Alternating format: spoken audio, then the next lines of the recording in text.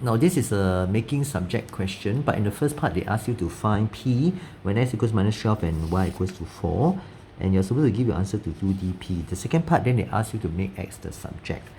Now for such questions, it's very important that you press the calculator correctly, and the main thing you need to take note is whenever you see algebra in your calculator, you must put bracket, because if you don't put bracket, right, the calculator will not give you the correct answer. Okay, for example, this x is minus 12.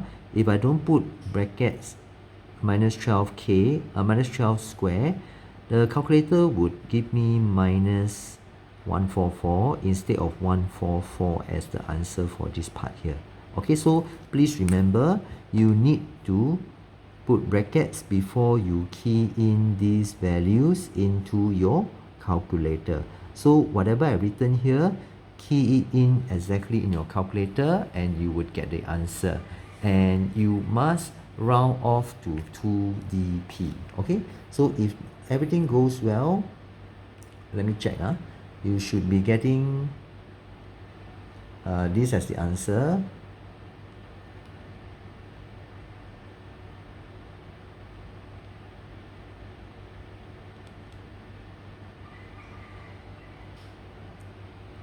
Zero point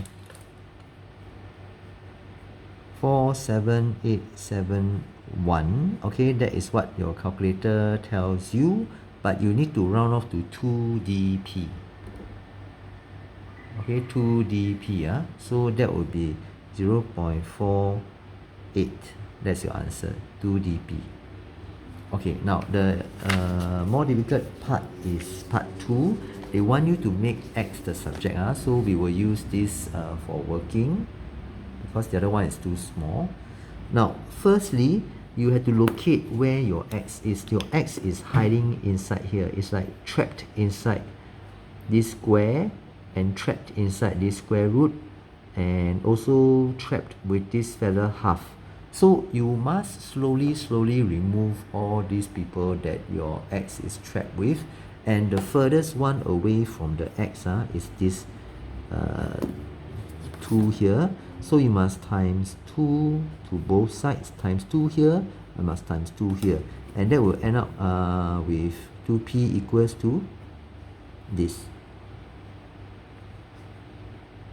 Alright, okay, what you need to do next is you need to remove this square root. Okay, because now your x square is trapped inside. So to remove that, please remember you must square both of these. So you must put bracket. You cannot put 2p square like that. It's wrong. Alright, because when you write like that, right, you're only squaring the p, not the 2. So this is wrong. Okay, once you square both sides, you will get this. And as mentioned in the previous video, you square 12, 144, you square p, you get p square. Okay, now the next thing is you have x here, you have x here. So you cannot have x here, then make x the subject, cannot, right? So what must you do? Now in the very first place, you cannot have denominator here. So what you need to do is to so-called cross multiply. So you cross multiply and you will get this. Okay, now where is your x now? Your x is here, x is here. Now they cannot be separated like that, right? Okay, so you need to make them come together. Okay, and I'm going to make them all come to the right side. Why? Because I don't want like